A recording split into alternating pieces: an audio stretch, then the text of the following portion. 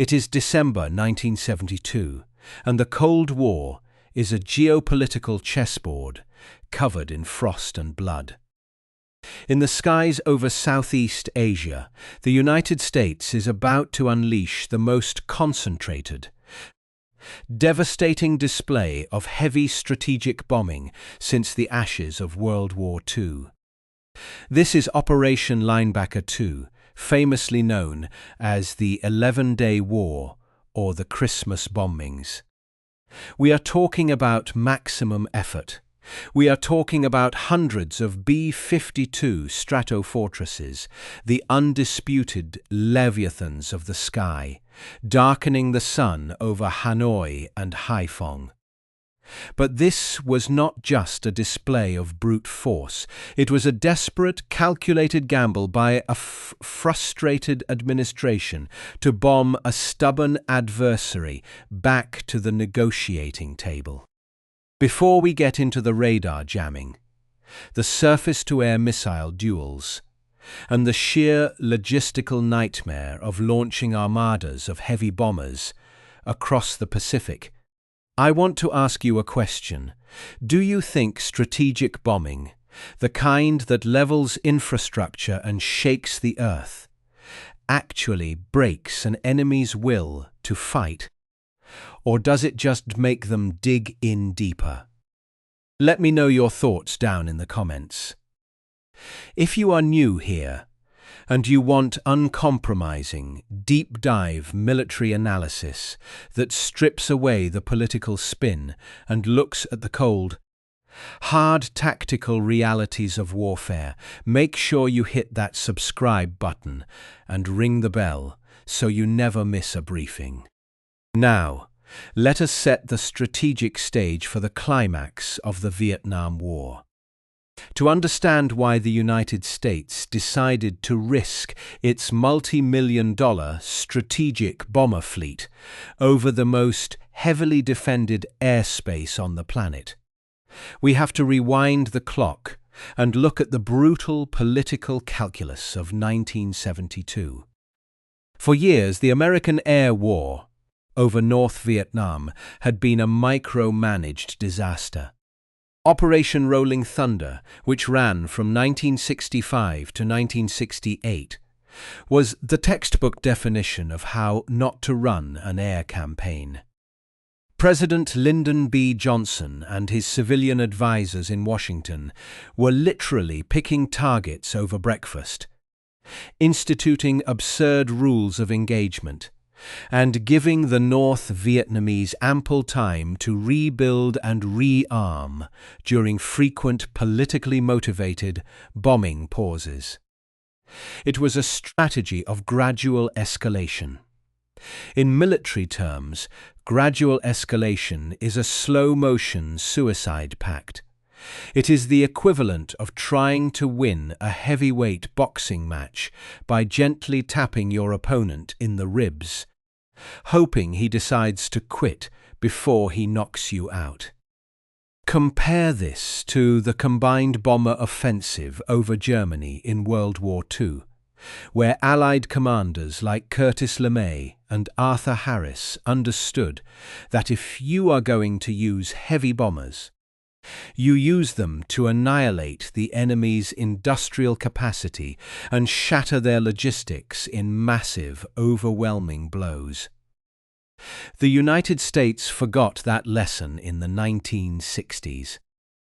But by 1972, the landscape had shifted entirely. President Richard Nixon was in the White House, and he was operating under his famous madman theory. Nixon wanted the communist bloc to believe he was volatile, unpredictable, and perfectly willing to use massive force to achieve his ends. In the spring of 1972, North Vietnam launched the Easter Offensive, a massive conventional armored invasion of South Vietnam. Nixon responded with Operation Linebacker I, a relentless, highly effective tactical bombing campaign that smashed the North Vietnamese supply lines and blunted the invasion. By October 1972, National Security Advisor Henry Kissinger stepped up to a podium and famously declared that peace was at hand. The Paris Peace Accords were practically finalized. But then the South Vietnamese president, Nguyen Van Thieu, balked at the terms, demanding changes. When the Americans brought these changes back to the table in Paris, the North Vietnamese delegation, led by Le Duc Tho, smelled weakness. They began stalling, walking back previous concessions, and dragging their feet. On December 13th, the North Vietnamese delegation walked out of the talks entirely. Nixon was furious. He was not about to let a third-rate industrial power humiliate the United States on the world stage, especially not after he had just secured massive diplomatic victories by visiting Beijing in February and Moscow in May. That geopolitical triangle is crucial. By warming relations with China and the Soviet Union, Nixon effectively isolated Hanoi. He knew the Soviets and the Chinese would complain if he bombed Hanoi, but they would not start World War III over it. The geopolitical shield protecting North Vietnam had cracked. On December 14th, Nixon issued an ultimatum to Hanoi to return to the table within 72 hours. Hanoi ignored it. Nixon turned to the chairman of the Joint Chiefs of Staff, Admiral Thomas Maurer, and ordered the Strategic Air Command to prepare a maximum-effort bombing campaign against the industrial and logistical heart of North Vietnam. The gloves were finally off. But what exactly did it mean to take the gloves off in 1972? It meant unleashing the Boeing B-52 Stratofortress. Let us look at the American order of battle and the staggering logistics required to pull this off. The primary weapon for Linebacker II was the B-52, specifically the B-52D and the B-52G models, operating under the 8th Air Force. The B-52 was originally designed in the 1950s to fly high into Soviet airspace and drop thermonuclear weapons. It was a strategic nuclear deterrent, not a tactical mud mover. But in Southeast Asia, it had been adapted for conventional carpet bombing. The B-52D model was the undisputed king of conventional payload. Thanks to a modification known as the Big Belly program, a single B-52D could carry a staggering 84 500-pound bombs internally, plus another 24 750-pound bombs on external wing pylons. That is up to 60,000 pounds or 30 tons of high explosives per aircraft. When a cell of 3 B-52s dropped their payload, they could obliterate a target box 1 mile long and a half-mile wide, leaving nothing but craters and pulverized concrete. The B-52G models, however, were a different story. They had longer range, which meant they did not need as much aerial refueling. But they had not received the Big Belly modification. They carried a smaller conventional payload of 27 bombs internally. More importantly, as we will see when the shooting starts, the G models had inferior electronic countermeasures, or ECM. In the deadly electronic warfare environment and over Hanoi, that lack of jamming capability would prove to be a fatal flaw. The logistics of assembling this armada were mind-boggling. The United States had to stage bombers from two primary locations. The first was U Tapao Royal Thai Navy Airfield in Thailand. This was relatively close, requiring a flight time of just a few hours to reach Hanoi. But U Tapao could only hold 54 B-52s. The rest of the fleet, over 150 bombers, had to fly out of Andersen Air Force Base on the island of Guam. Guam is roughly 600 miles away from Hanoi. That meant a round trip of 200 miles, taking anywhere from 2 to 14 hours. Imagine the physical and psychological toll on a bomber crew. You take off from a tropical island, fly for 6 hours over the empty Pacific, hit an aerial refueling tanker in complete radio silence, fly into the teeth of the most intense anti-aircraft fire on Earth, drop your bombs and then fly 6 hours back. To support this massive movement of heavy metal, the United States Air Force had to construct an aluminum bridge of KC-1 and 35 Stratotankers across the Pacific. During Linebacker II, the tanker fleet would fly hundreds of sorties, transferring millions of gallons of JP-4 jet fuel. And it was not just the bombers. A B-52 strike package required a massive escort of tactical aircraft from the 7th Air Force and the U.S. Navy. F-4 Phantoms flew combat air patrol to keep enemy fighters away. F-105 Wild Weasels and F-4s equipped with anti-radiation missiles flew iron hand missions, specifically hunting enemy radar sites. EB-66 destroyers and EA-6B prowlers provided standoff radar jamming. For every single B-52 in the strike package, there was at least one support aircraft in the air. This was a symphony of destruction, requiring split-second timing and flawless coordination. But what were they flying into? Did the politicians finally learn to let the generals fight, or was the Strategic Air Command about to fly headlong into a trap of its own making? To answer that, we have to look at the North Vietnamese defensive network. Hanoi and Haiphong were protected by an integrated air defense system, or IADS. That was arguably the most lethal and sophisticated network outside of the Soviet Union.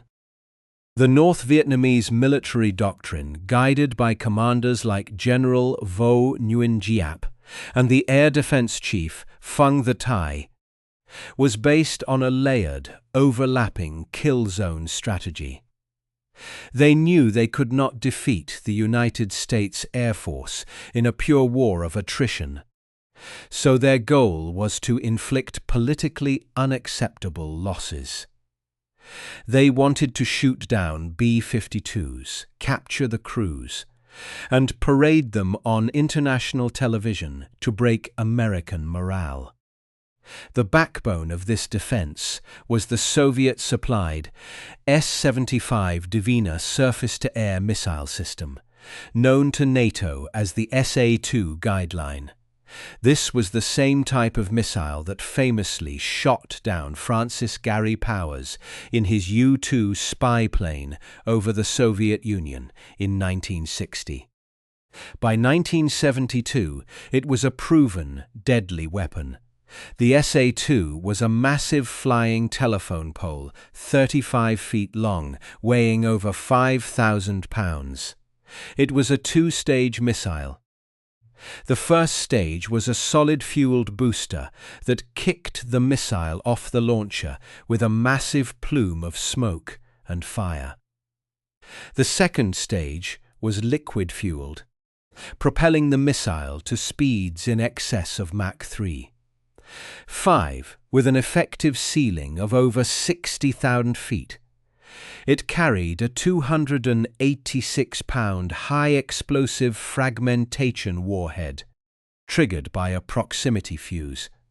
It did not need to hit a bomber directly. If it detonated within 200 feet of a B-52, the supersonic shrapnel would shred the aircraft's wings, ignite its fuel tanks, and blow it out of the sky. But a missile is useless without eyes. The SA-2 batteries were directed by the Phan Song target tracking radar. The North Vietnamese early warning network would use long-range spoon rest and flat-face radars to detect the incoming American strike packages hundreds of miles out. They would feed this data to the regional command centers, which would then assign specific targets to individual SA-2 battalions. The Phan Song radar would then paint the target, calculating speed, altitude, and trajectory before launching the missile. This radar network was supported by hundreds of anti-aircraft artillery pieces, or AAA. We are talking about heavy 85mm and 100mm flak cannons that could reach up to 30,000 feet.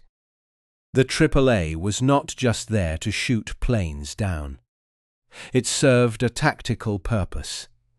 By filling the lower altitudes with dense clouds of shrapnel, the AAA forced the American aircraft to fly higher, pushing them directly into the optimal engagement envelope of the SA-2 missiles.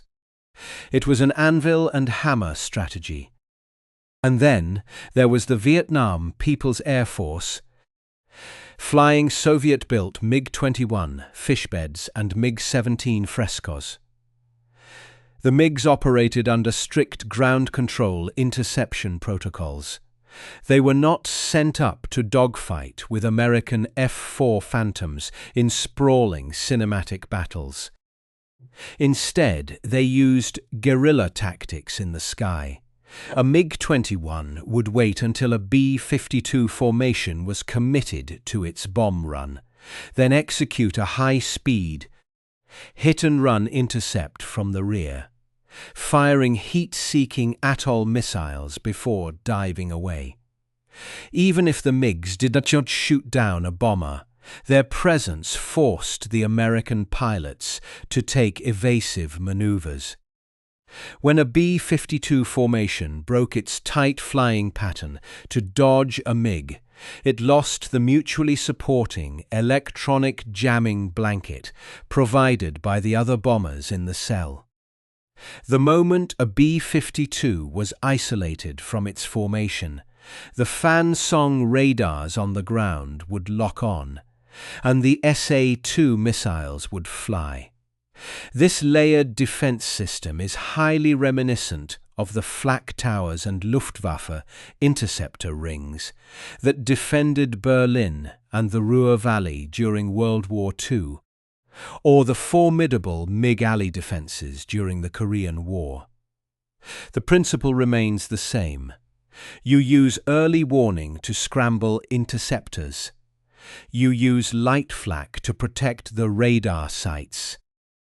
You use heavy flak to channel the bombers, and you use your primary weapon, whether it is a Focke-Wulf 190 or an SA-2 missile, to break the bomber formations and slaughter the stragglers. By mid-December 1972, North Vietnam had amassed roughly 30 SA-2 battalions around Hanoi and Haiphong, with stockpiles of hundreds of missiles. The stage was set for a monumental clash of industrial titans. On one side, the apex of American aerospace engineering, carrying enough conventional firepower to erase entire city blocks in seconds. On the other side, a hardened, deeply entrenched, electronically sophisticated defense network designed specifically to kill heavy bombers. The orders from Washington were clear. Destroy the rail yards, the power plants, the radio stations, and the fuel depots. Bring the North Vietnamese economy to a grinding halt. The planners at the Strategic Air Command at Offutt Air Force Base in Nebraska drew up the flight paths. But in their hubris and relying on outdated peacetime planning models, they made critical tactical errors. They ordered the bombers to fly in long, predictable trails at the exact same altitudes using the exact same approach routes. It was a rigid, inflexible plan that treated the airspace over Hanoi like a practice range in Nevada. On the afternoon of December 18, 1972, the airfields at Anderson and Utapao roared to life. The ground shook as dozens of B-52s, heavily laden with fuel and bombs, lumbered down the runways and clawed their way into the sky. Operation Linebacker II had begun. The radar screens in Hanoi are about to light up. The air raid sirens are about to wail. But to understand how the first wave of bombers flew straight into the jaws of hell, and how the North Vietnamese sprung a deadly tactical trap on Night 1, we have to look at the exact flight paths and the fatal flaws in the American electronic warfare strategy. The Strategic Air Command's master plan for Night 1 was a masterclass in bureaucratic rigidity. The target boxes were drawn over the Yen Vien rail yards, the Kin No vehicle repair facilities, and the radio transmission towers of Hanoi. To get there, the planners at Offutt Air Force Base in Nebraska, sitting safely halfway across the globe, mandated that the B-52s fly in a single-file bomber stream. They were ordered to approach from the northwest, flying at exactly 34,000 feet, maintaining an airspeed of roughly 400 knots.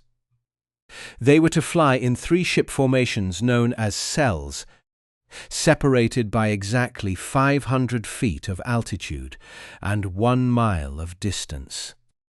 This tight formation was designed to maximize the overlapping coverage of their electronic countermeasures, or ECM. But in practice it meant hundreds of massive bombers were flying down a predictable, unvarying highway in the sky. Why would the finest aerospace planners in the world send their most valuable assets down a predictable funnel of death? The answer is peacetime complacency and a fundamental misunderstanding of the enemy's capability. The Strategic Air Command was obsessed with nuclear strike profiles against the Soviet Union, where a single bomber might penetrate airspace alone. They had not adapted to the concentrated, conventional air defense meatgrinder of North Vietnam. It is eerily similar to the British Royal Air Force Bomber Command's disastrous raid on Nuremberg in March 1944. During that World War II mission, British planners sent hundreds of Lancaster and Halifax bombers straight and level along a highly predictable route into Germany on a clear night. The Luftwaffe night fighters simply parked themselves in the bomber stream and slaughtered nearly 100 heavy bombers. In 1972, the United States Air Force was about to repeat that exact same mistake, trading German Focke-Wulfs for Soviet-built surface-to-air missiles. The fatal flaw of the American flight plan was a maneuver known as the post-target turn. After dropping their payload, the B-52s were ordered to immediately execute a steep sweeping turn to exit the target area, and head back toward friendly airspace. On paper, it gets the bomber out of the threat zone faster. In the brutal reality of the electronic battlefield, it was a death sentence. The B-52's radar jammers, specifically the ALT-28 and ALT-32 transmitters, were mounted on the underside of the aircraft, projecting an electronic cone of static downward toward the North Vietnamese Phan Song radars. When a massive 400,000-pound Stratofortress banks hard into a turn, its wings tilt. The underside of the aircraft points away from the ground, and that protective cone of jamming static swings harmlessly into the empty sky. For a terrifying 60 to 90 seconds, the bomber's radar cross-section, which is roughly the size of a flying barn, was completely naked to the enemy radar operators on the ground. On the evening of December 18th, the sky over Hanoi was blanketed by the dense, heavy clouds of the winter monsoon. Visual bombing was impossible. The B-52s had to rely on their ground mapping radar to find their targets.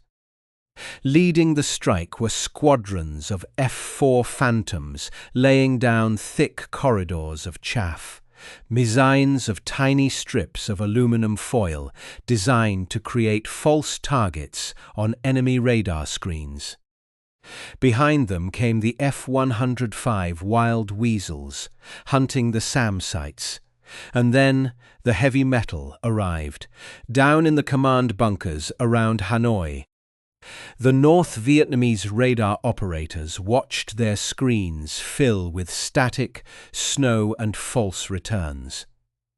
The American jamming was intense, but the North Vietnamese missile crews were veterans. They had spent years studying American tactics. They knew that even with heavy jamming, the sheer size of the B-52 formations would create a burn-through effect on their radar scopes. They did not need a perfect lock to fire. They utilized a tactic called barrage-firing.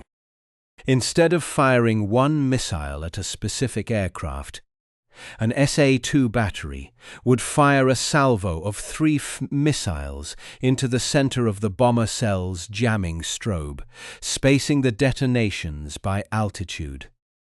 How do you dodge a Mach 3? 5 flying telephone pole when you are flying a 400,000-pound heavy bomber at 35,000 feet? The grim reality is, you do not. You grit your teeth, monitor your threat receivers, and pray the electronic warfare officer in the back seat is better at his job than the missile operator on the ground. At 19:58 hours on night 1, the sky over Hanoi erupted. The North Vietnamese fired over 200 SA-2 missiles in a span of hours. The night sky was crisscrossed with the blinding white exhaust trails of the boosters, illuminating the clouds from below. The first casualty was a B-52G model, call sign Charcoal 01. Remember the difference between the D and G models. The G models operating out of Guam had longer range, but they had not received the critical phase V electronic warfare upgrades. Their jammers were older, weaker, and less capable of defeating the specific frequencies of the Phan Song radars. As Charcoal 01 approached the target, an SA-2 ripped through its formation and detonated just beneath the aircraft. The supersonic shrapnel shredded the bomber's left wing and ignited the fuel tanks. The massive aircraft rolled over and plunged toward the earth, taking its crew into the dark. Two more B-52s were shot down that night, and two others were heavily damaged. Despite the losses, the top brass at the Strategic Air Command considered Night 1 a success. The targets were obliterated. The loss rate was deemed acceptable. So, they ordered the exact same plan for Night 2. On December 19th, the bombers flew the exact same routes, at the exact same altitudes, using the exact same post-target turns. The North Vietnamese could hardly believe their luck. The defenders of Hanoi adjusted their tactics. They stopped keeping their early warning radars on for long periods, which protected them from the American anti-radiation missiles. Instead, they waited until the B-52s were deep into the kill zone, quickly snapped their targeting radars on, and fired massive salvos directly into the turns, where the bombers lost their jamming protection. It was a turkey shoot. By Night 3, December 20th, the situation devolved into an absolute bloodbath. The North Vietnamese launched over 300 missiles. The sky was literally completely saturated with supersonic shrapnel. The bomber crews described the flak and missile fire as a solid wall of fire, so bright you could read a newspaper in the cockpit. The rigid tactics of the Strategic Air Command were tearing the fleet apart. The North Vietnamese missile crews had perfectly timed the American post-target turns. The moment a B-52 banked, losing its electronic shield, 3 SA-2s would ripple off the rails. In a matter of hours on Night 3, 6 B-52s were blown out of the sky. 6 multi-million-dollar strategic bombers, the pride of the American nuclear deterrent, destroyed by a third-world nation, using 1950s Soviet technology. Dozens of highly trained airmen were killed or captured, paraded through the streets of Hanoi as trophies. The loss rate spiked to an unacceptable 7%. In military aviation, a sustained 7% loss rate means your entire force will be mathematically wiped out in a matter of weeks. This catastrophic failure mirrors the infamous Schweinfurt-Regensburg raids of August 1943. During that mission, the U.S. Army Air Forces sent unescorted B-17 flying fortresses deep into Germany, believing heavily armed bombers could defend themselves. The Luftwaffe tore them to pieces, shooting down 60 bombers in a single day. The losses were so horrific that the Americans had to halt deep penetration, daylight raids, until long-range fighter escorts like the P-51 Mustang became available. In 1972, the B-52 crews were facing their own Schweinfurt. Back at Andersen Air Force Base in Guam, morale collapsed. The bomber crews were exhausted, terrified, and furious. They were not cowards. They were professionals who were perfectly willing to risk their lives for a tactically sound mission. But they knew they were being ordered to fly suicidal profiles by generals who were fighting the war from a desk in Nebraska. There were open arguments in the briefing rooms. Whispers of a mutiny began to circulate among the flight crews. They demanded that the tactics be changed. They wanted to alter their altitudes, change their approach vectors, and completely eliminate the deadly post-target turn. They wanted to fly straight through the target area and out to the Gulf of Tonkin, keeping their jamming cones pointed directly at the ground the entire time. The commander of the Strategic Air Command, General J.C. Meyer, was facing a full-blown crisis. President Nixon was demanding maximum pressure on Hanoi to force them back to the peace table in Paris. The North Vietnamese were bleeding the American bomber fleet white. The entire operation was on the verge of collapse. If the United States backed down now, the geopolitical humiliation would be catastrophic, and the South Vietnamese government would be left to face the communist armor alone. The survival of the B-52 fleet and the outcome of the Vietnam War hinged on a complete tactical overhaul. But how does a slow-moving, stubborn military bureaucracy rewrite its entire playbook in the middle of a shooting war? And what happens when you send 120 heavy bombers over a single city at the exact same time? The answer to that question is the most violent, concentrated application of aerial firepower since the firebombing of Tokyo. By December 22nd, the top brass at the Strategic Air Command finally bowed to the grim reality of mathematics and the near-mutinous fury of their own flight crews. The bureaucratic inertia that had cost the United States Air Force over a dozen heavy bombers was shattered by the sheer unacceptability of the loss rate. General J.C. Meyer and the planners at Offutt Air Force Base handed the tactical reins over to the commanders on the ground at the 8th Air Force.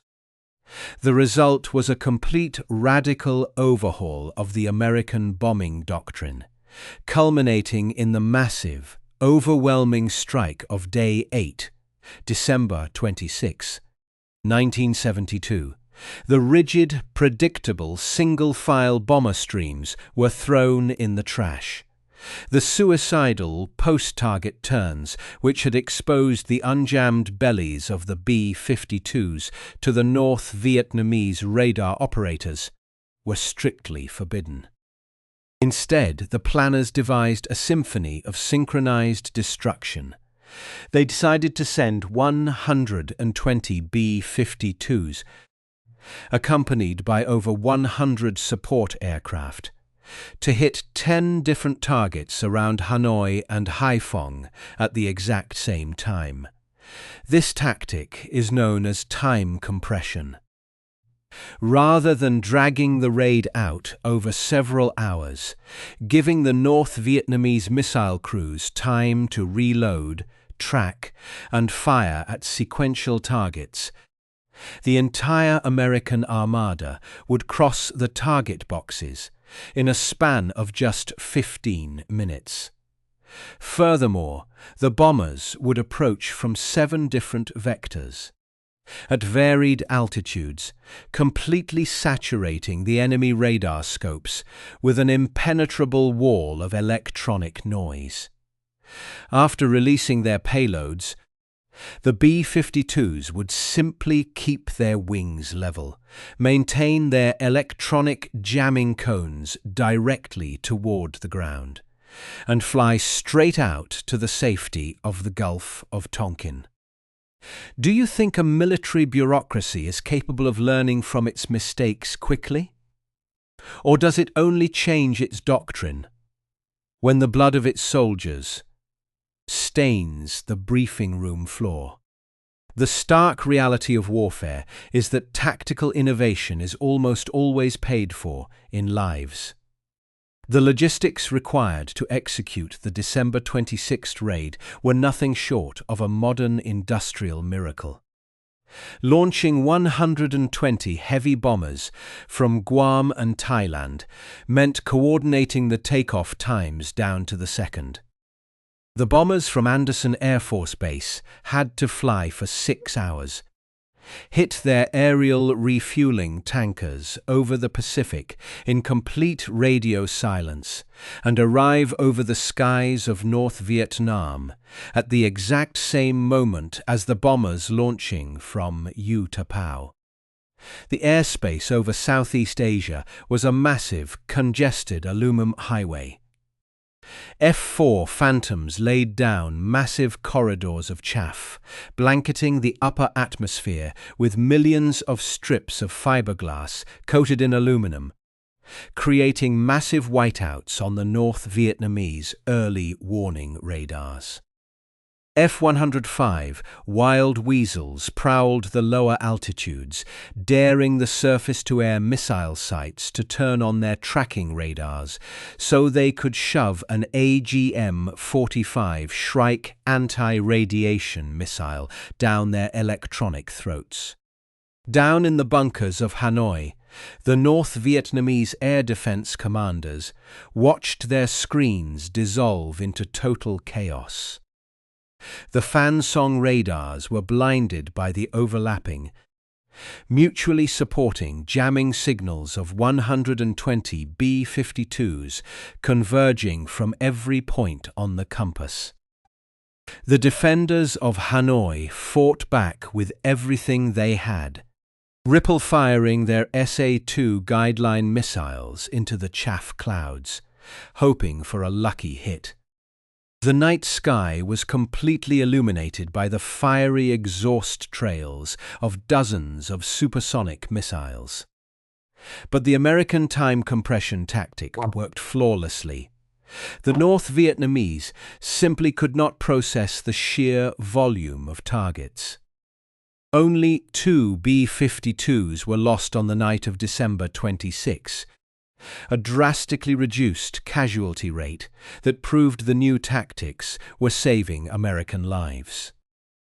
But as the days dragged on, a new, fatal problem emerged for the North Vietnamese military. They were running out of ammunition. The Soviet-supplied SA-2 missile was a massive, complex piece of hardware, and the North Vietnamese had fired over 1,000 of them in just over a week.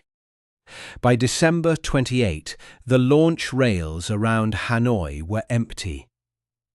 The American intelligence intercepts confirmed that the North Vietnamese integrated air defense system was completely exhausted.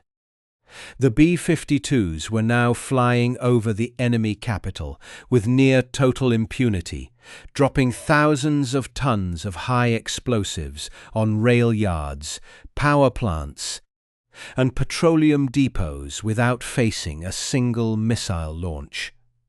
To understand why North Vietnam could not simply restock their missile batteries, we have to look at the broader geopolitical and logistical stranglehold the United States had placed on the country. Earlier in 1972, President Richard Nixon had ordered Operation Pocket Money, the extensive aerial mining of Haiphong Harbor. Soviet cargo ships carrying replacement missiles and radar parts were trapped outside the minefields, unable to dock. Furthermore, the relentless tactical bombing of the rail lines leading north to the Chinese border meant that heavy equipment could not be brought in by train.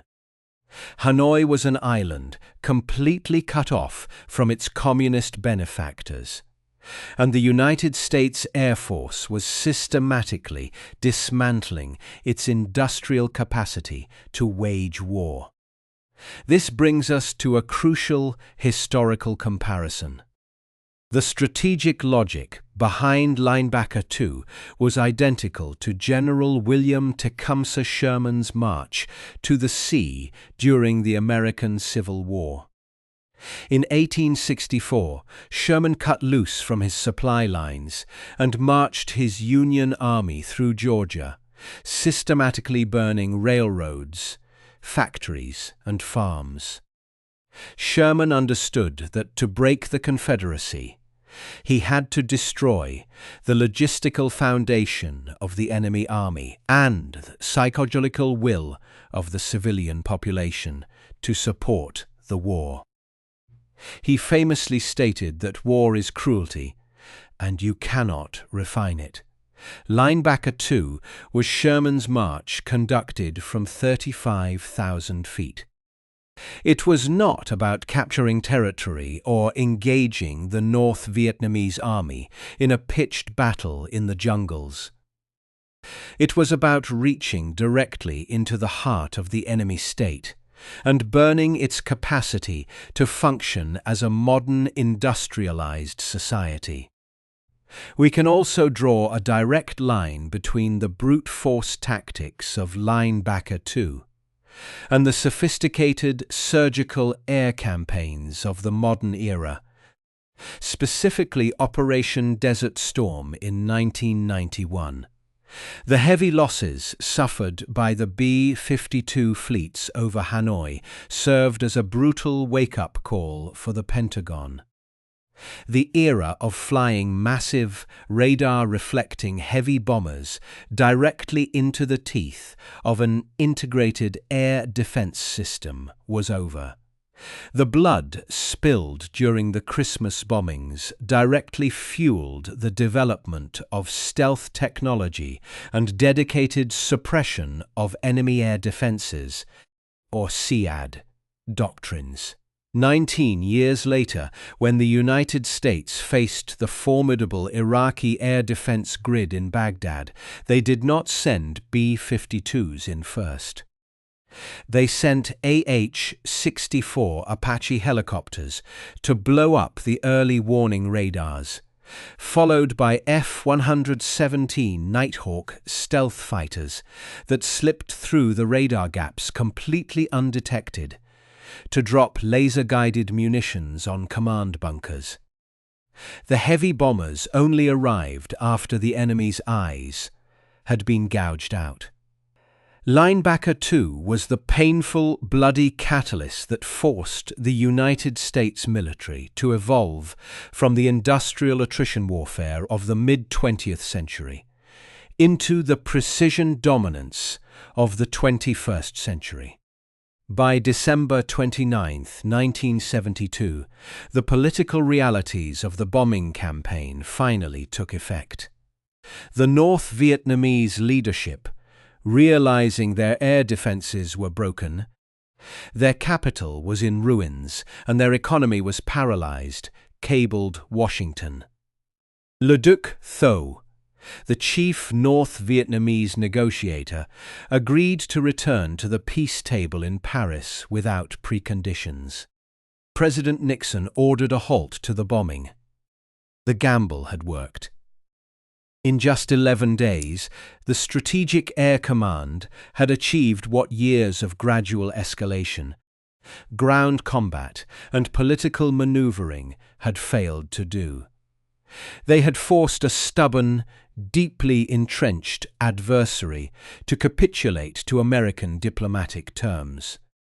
On January 27, 1973, the Paris Peace Accords were signed. The treaty allowed for the complete withdrawal of American combat forces from South Vietnam and the return of nearly 600 American prisoners of war, many of whom had been held in brutal conditions in the Hanoi Hilton for years. For the B-52 crews, the sight of those POWs stepping off the C-141 Star lifters at Clark Air Base in the Philippines was the ultimate validation of their sacrifice. 15 B-52s had been lost, 33 airmen were killed in action, and 33 more became prisoners of war themselves during the campaign. It was a heavy price paid in the cold, dark skies over Southeast Asia by men who flew outdated tactics into the most lethal airspace on Earth simply because they were ordered to do so. Yet the strategic legacy of Linebacker II remains deeply paradoxical. It is a textbook example of how the application of overwhelming concentrated air power can achieve a specific, immediate political objective. But did it win the war? The cold historical truth is that it did not. The United States used its immense strategic bomber fleet not to secure a lasting victory, but to secure the terms of its own exit. Linebacker II was a tactical triumph that provided the political cover for a strategic withdrawal. When the North Vietnamese Conventional Army rolled into Saigon 2 years later in 1975, the B-52s were nowhere to be found, grounded by a United States Congress that had completely lost the political will to intervene. Air power can shatter a nation's industry. It can break an enemy's air defense grid. And it can force politicians to sign pieces of paper. But it cannot fundamentally alter the geopolitical realities on the ground if the occupying force leaves the battlefield. Strategic bombing is a tool of total war, a blunt instrument of national will that forces an adversary to calculate the cost of their own survival. The 11 days of Linebacker II proved that when the gloves come off, the destructive capacity of the United States military is absolute, but it also proved that military might alone cannot solve fundamentally political problems. What do you think is the ultimate lesson of Operation Linebacker II? Let me know in the comments by choosing one of these options. Option A. Bureaucratic micromanagement and peacetime complacency are the greatest threats to tactical success in a shooting war. Option B. Strategic bombing is only truly effective when it is tied to a clear, immediate and uncompromising political ultimatum. Or Option C. Defensive technology will always eventually be overwhelmed by the sheer mass and adaptability of offensive firepower.